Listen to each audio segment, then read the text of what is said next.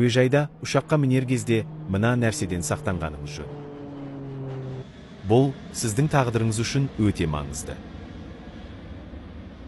Қазақстан әуежайларында, әсіресе қазақтар арасында ұшып кету сәтінде жиі кездесетін өтініштер. Сізге бейтаныс адам келіп, ағатай көмегіңіз керек болып тұр. Срочно бүгін осы заттан ама жеткізу керек еді, деп сізден затты ала кетуін сұрайды.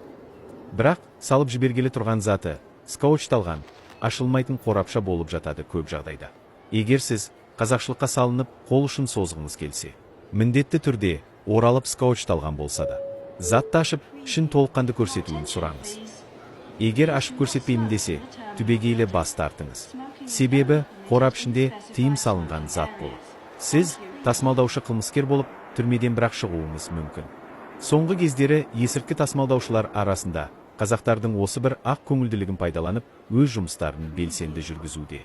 Сөйтіп, алаңғасарлықпен тексеріссіз бейтаныс адамның затын алып кетіп, 297 баппен айыпталып, СИЗОдан бірақ шықпаңыз. Бұл бап бойынша сіз 7 жылдан 12 жылға дейін түрмеге тоғытылуыңыз мүмкін.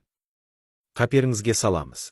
Бейтаныс адамнан бөлек, әуе компания қызметкерлері де өтініш жасап жатады. Ол кезде де мұқият болғаныңыз жөн.